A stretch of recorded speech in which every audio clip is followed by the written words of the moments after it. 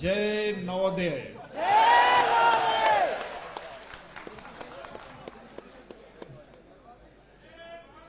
Navodaya family world wide group के सभी मेरे नवोदय परिवार के सदस्यगण, इस संस्था के संस्थापक अध्यक्ष सीताराम नारनोलिया जी, मंच पे विराजे गुजरात बड़ौदा के हमारे लोकसभा के माननीय सदस्य श्री हेमंत जोशी जी, विवेक तिवारी जी,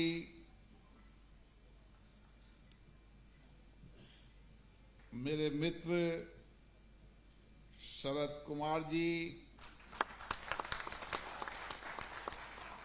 और परिवार के सभी सदस्य जो देश के अलग अलग राज्यों और गांव ढानी से आए हैं। मेरे 30 साल के राजनीति जीवन में मुझे पूर्व छात्रों एल्यूमिनियम के कई कार्यक्रमों में जाने का अवसर मिला, लेकिन मैंने ऐसा परिवार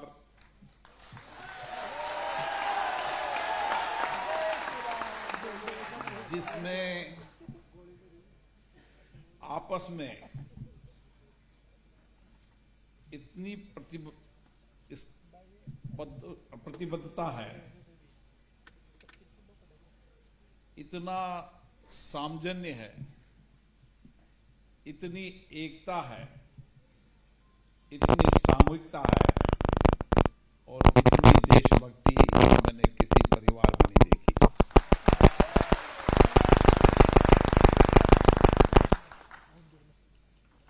16 लाख पूर्व विद्यार्थियों का ये संगठन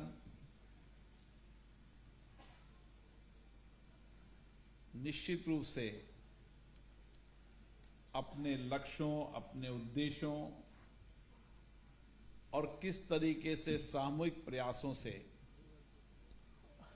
हम देश को आगे ले जा सकते हैं, देश में नया परिवर्तन करें और जो कुछ भी हमने हमारे छात्र जीवन के अंदर जो सीखा है, अनुभव प्राप्त किए, संस्कार प्राप्त किए, उसका लाभ देश को मिले। शरद जी भी मुझे बता रहे थे कि एक विद्यार्थी प्रारंभिक जीवन के अंदर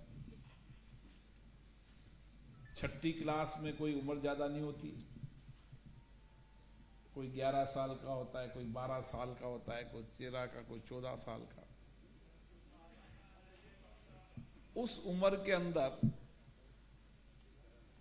जब परिवार से दूर रहना बहुत मुश्किल होता है और विशेष रूप से उस परिवार के लोग जिन्होंने आर्थिक तंगाई भी देखी है, घर में चुनौतियां भी देखी है, घर में अभाव भी देखे हैं,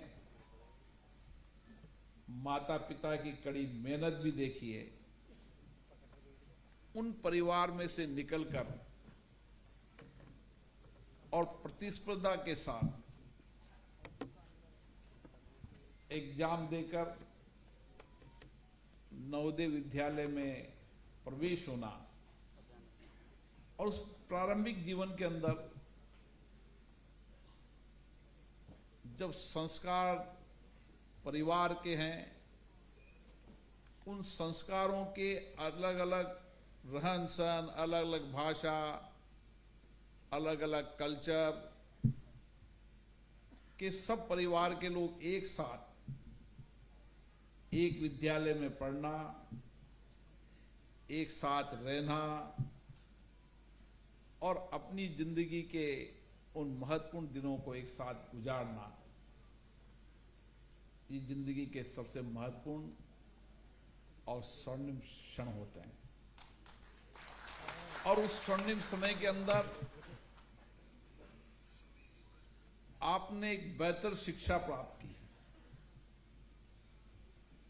एक उत्कृष्ट शिक्षा प्राप्त की, एक अच्छे संस्कार प्राप्त किए, अच्छे विचार प्राप्त किए। क्योंकि एक साथ रहने, छात्रावास के रूप में छात्रावास में रहना, एक साथ उठना, एक साथ खेलना, एक साथ पढ़ना, एक साथ खाना, आपका कोई संबंध नहीं होता।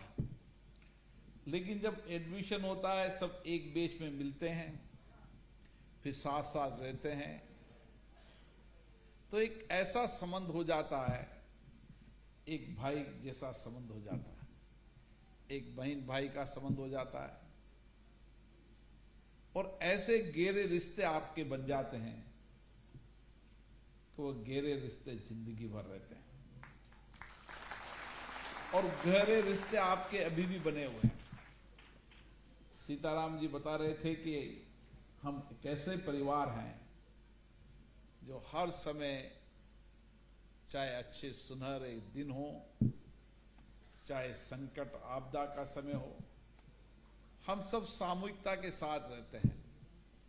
क्योंकि हम उस उम्र के अंदर आकर, पड़ाव के अंदर आके साथ रहने लगे थे, जब हमारे जिंदगी की शुरुआत थी, कुछ सीखने की, कुछ अनुभव की। उस समय हम साथ रहे थे। तो 6 वर्ष बहुत होते हैं एक साथ रहने के, और वो एक साथ 6 साल रह भी लेते, लेकिन सीताराम जी जैसे नहीं होते तो शायद संगठन न बनता। एक माला में निकलता, और एक अच्छे विचारों की माला, एक अच्छे संस्कारों की माला, सत्य पर आधारित माला कभी टूटती नहीं, मजबूत होती है। वही माला आज नवोदय परिवार की।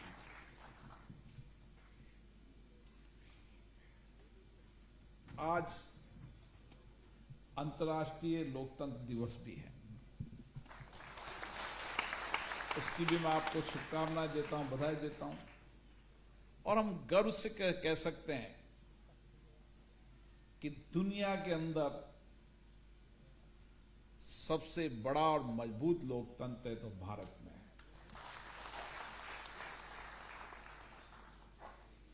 दुनिया में हमारे से पहले भी लोकतंत्र रहा होगा, अभी है भी सही, लेकिन हमारा लोकतंत्र आजादी के बाद का लोकतंत्र नहीं है। हमारा लोकतंत्र दुनिया का सबसे प्राचीनतम लोकतंत्र और गहरे रिश्ते का लोकतंत्र है। जो लोकतंत्र में एक नवोदय परिवार में देख रहा हूं, ऐसा ही लोकतंत्र हमारा प्राचीनतम लोकतंत्र है, जहां पर एक परिवार में रहते थे, एक गांव में बैठकर सामूहिक निर्णय होते थे। बड़ी पंचायत हो तो पंचायत में निर्णय होते थे, नगर होते थे, नगर में निर्णय होते थे, न थाने थे, न अदालतें थी। जो बैठकर गांव निर्णय करता था, उस निर्णय को मानते थे, और वह निर्णय सत्य पे भी होता था, और निर्णय करने वालों के ऊपर भी कभी प्रश्न चिन्ह नहीं लगता था। यह हमारे लोकतंत्र की नींव है। आजादी के बाद हमारे आजादी के लड़ने वाले उन लोगों ने, जिन्होंने बड़ी कुर्बानियां दी, बलिदान दिया, आजाद होगा न होगा उनको पता नहीं था, लेकिन एक लड़ाई लड़ी, और इस मिशन के साथ लड़ी, देश के लड़ी, कि मुझे मेरे कर्तव्य को, दायित्व को निभाना है। मैं आजादी देख न पाऊं, पर मेरी पीढ़ी आजादी को देखे, इस संकल्प के साथ लड़ाई लड़ी और आजादी मिली। और आजादी के बाद भी दुनिया के अंदर आप अध्ययन करने वाले लोग हैं, दुनिया के अंदर भारतीय के देश है जहां डेमोक्रेसी के बाद सबको एक करना वो बड़ी चुनौती थी। अलग अलग भाषा, अलग अलग बोली, अलग अलग वेशभूषा, अलग अलग सिस्टम, अलग अलग धर्म, लेकिन हमारा देश आजाद हुआ। और आजादी के बाद हमारे लोकतंत्र की ताकत इतनी मजबूत है कि आज दुनिया में भारत एक ऐसा देश है जहां पंचायत से लेकर देश तक लोकतांत्रिक व्यवस्थाओं से जनप्रतिनिधि चुने जाते हैं और वह सरकार चलाते हैं। मैं ये बात इसलिए कह रहा हूं कि आप भी एक परिवार की तरह यहां पर एक साथ आए हैं, और जो उत्साह में आपने देखा, जो उमंग आपने देखी, जो कुछ बदलने की आकांक्षाएं आपने देखी, मुझे खुशी होती है कि आप जैसे लोगों के कारण ही हम लोकतंत्र को भी मजबूत कर पाएंगे और लोकतंत्र की बुनियाद को भी प्रभावी तरह से चलाने में हमारी जिम्मेदारी निभाएंगे। क्योंकि अब आजादी के 75 साल हमें कहीं ना कहीं विचार करने की आवश्यकता है, केवल एक मतदाता के रूप में नहीं। हमारे लोकतंत्र को पारदर्शिता, जवाबदेही, ईमानदार बनाना है तो समाज के हर व्यक्ति को लोकतांत्रिक व्यवस्था में भागीदारी करनी होगी। हमारे डेमोक्रेसी के अंदर पारदर्शिता, जवाबदेही लाने के लिए आवश्यकता है कि समाज का हर व्यक्ति हमारी लोकतांत्रिक प्रक्रिया का हिस्सा तो है, लेकिन लोकतंत्र के प्रति जवाबदेही तय करने के लिए भी उतनी सहजता, सजगता, सतर्कता यह हर देश के वासी में आना चाहिए। और मुझे आशा है कि आप सब उस विद्यालय से पढ़े हुए हैं जिनमें अच्छे संस्कार मिले, अच्छी शिक्षा मिली है, अच्छे विचार मिले, जिसमें सीताराम जी ने कहा न कोई जाति का भेदभाव रहा, न धन का भेदभाव रहा, चाहे कोई पैसे वाले का एडमिशन हुआ, कोई गरीब का हुआ, कोई बहुत गरीब का हुआ, लेकिन सबको एक जैसा खाना, सबको एक जैसा रहना, सबको एक जैसी शिक्षा। ये जो हम समानता की बात करते हैं, सद्भावना की बात करते हैं, अलग अलग कल्चर से, अलग अलग आर्थिक सामाजिक रीति रिवाजों से आने के बाद भी हमारी सामाजिक समरसता का संदेश भी नवोदय विद्यालय से मिलता है, जो मैं आपकी आंखों में देख रहा हूं। मुझे आशा है आप इसी तरीके से सामूहिकता के साथ मिलकर देश की, प्रदेश की जो चुनौतियां हैं, उन चुनौतियों के समाधान में सहयोग भी करेंगे। और किस तरीके से जो माननीय प्रधानमंत्री, हमारे प्रधानमंत्री ने कहा है कि 2047 तक हमें विकसित भारत बनाना है, उस विकसित भारत के सपनों को साकार करने में आपका सबसे बड़ा योगदान होगा। क्योंकि यहां से निकलने वाले विद्यार्थियों के विचार, संस्कार और संस्कृति ऐसी बनी, एक समानता की, सामाजिक सद्भावना की। जो कहते हैं कि नींव मजबूत होती है तो इमारत मजबूत होती है। आपके संस्कार ही ऐसे रहे कि आप समाज में जहां भी जाएंगे, जिस क्षेत्र में नेतृत्व करेंगे, वहां सामाजिक सद्भावना भी रहेगी, समानता भी रहेगी। इस संस्कार से पढ़ने वाले विद्यार्थी समाज को वैसा ही समाज देखना चाहेंगे और वैसा ही समाज देंगे। इसलिए आपके कंधों पर ज्यादा जिम्मेदारी है इस देश के सामाजिक आर्थिक परिवर्तन करने में। मुझे आशा है कि हम सब लोग सामूहिकता के साथ मिलकर, चाहे प्रदेश और देश की हर चुनौतियों का समाधान बताएंगे। सरकारों में जवाबदेही तय हो, सरकारों में पारदर्शिता आए, सरकार में ईमानदारी आए, सरकार की नीतियां, कार्यक्रम, योजनाओं में समाज के अंतिम जीवन में परिवर्तन करने का लाभ मिले, इन सब में भी हमारी कहीं न कहीं भागीदारी होनी चाहिए। जहां भी रहें, जिस क्षेत्र में भी रहें, हम समाज में नेतृत्व करें, हमारी जिम्मेदारी है। समाज के आर्थिक सामाजिक परिवर्तन करने की हमारी जिम्मेदारी है। इस देश और प्रदेश के आर्थिक सामाजिक बदलाव की हमारी जिम्मेदारी है। समाज के सबसे वंचित गरीब व्यक्ति के जीवन बदलने की। और मैं आपसे ये अपेक्षा करता हूं कि शिक्षा ही एक ऐसा माध्यम है जो व्यक्ति का निर्माण भी करता है और सामाजिक बदलाव भी करता है। अब हमारा प्रयास होना चाहिए समाज के अंतिम वंचित गरीब व्यक्ति के जीवन को बदलने का। हम उनकी जीवन को कैसे बदल सकते हैं, कैसे उनके जीवन के अंदर सामाजिक आर्थिक बदलाव ला सकते हैं। इसके लिए इतना बड़ा परिवार अगर ठीक से कार्य योजना बनाएगा, जो आप सबने सीखा है, अनुभव प्राप्त किए हैं, स्कूल में अनुभव प्राप्त किए, स्कूल के बाद अनुभव प्राप्त किए, उन अनुभवों का लाभ समाज को मिले और उस अनुभव के लाभ को समाज का मिले, इसकी जिम्मेदारी आपके माननीय सांसद महोदय की भी है, विधायक महोदय की भी है, पंच की भी है, सरपंच की भी है, जिला परिषद सदस्य की है। सबकी जिम्मेदारी है कि वह अपने अपने जिम्मेदार जनप्रतिनिधियों को समाज के जो अनुभव कर रहे हैं उनके इनपुट दें, ताकि वह अपने अपने शब्दों में समाज के वंचित गरीब व्यक्तियों की बात को रख सकें।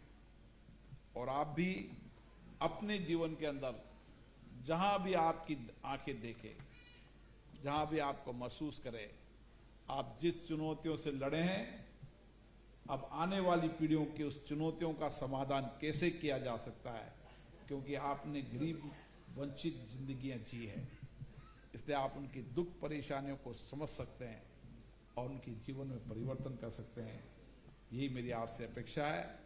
पुनः मैं नवोदय परिवार को बहुत बहुत साधुवाद देता हूं। आपके बीच में आने मुझे बहुत खुशी हुई और मैं आपके परिवार से निरंतर संपर्क में रहूंगा और आपकी जो बात है, आपकी जो आवाज है, उस आवाज में मैं भी आपके सहयोगी के रूप में काम कर सकूं और जो आपने अनुभव समाज जीवन में प्राप्त करते हैं, उन अनुभवों का लाभ प्राप्त करते हुए कैसे सामाजिक आर्थिक परिवर्तन किए जा सकते हैं, सरकार की नीतियां, कार्यक्रम, योजनाओं को और कैसे बेहतर किया जा सकता है, शिक्षा में और किस तरीके से आमूल चूल परिवर्तन किया जा सकता है, ताकि सबसे गरीब व्यक्ति को भी अच्छी शिक्षा मिले, उत्कृष्ट शिक्षा मिले, अच्छे संस्कार मिले, अच्छे विचार मिले, ताकि हम आने वाली पीढ़ी को देश का जो सबसे स्वर्णिम काल हमारा है उसमें नेतृत्व कर सके। और मैं आपको विश्वास के साथ कह दूं कि दुनिया के अंदर आने वाले समय के अंदर भारत का नौजवान ही नेतृत्व करेगा। दुनिया के अंदर नौजवान आबादी की संख्या कम होती जा रही है, कौशल और कुशलता की ताकत कमजोर होती जा रही है। हमारे पास नौजवान भी है, कौशल कुशलता भी है, नए इनोवेशन, नई सोच, नई चिंतन करने का सामर्थ्य भी है। हमारा नौजवान बुद्धिमान भी है, कड़ी मेहनत करने वाला भी है और इसीलिए टेक्नोलॉजी का उपयोग करने की सामर्थ्य भी रखता है। आने वाले समय में दुनिया में भारत नेतृत्व करेगा, तो आप जैसे नौजवानों के कारण आप सबको बहुत बहुत धन्यवाद और नवोदय परिवार को विशेष रूप से बहुत बहुत धन्यवाद देता हूं और सीताराम जी को और विशेष रूप से जिनके आग्रह से मैं आया मेरे मित्र शरद जी को भी बहुत बहुत धन्यवाद देता हूं। जय हिंद।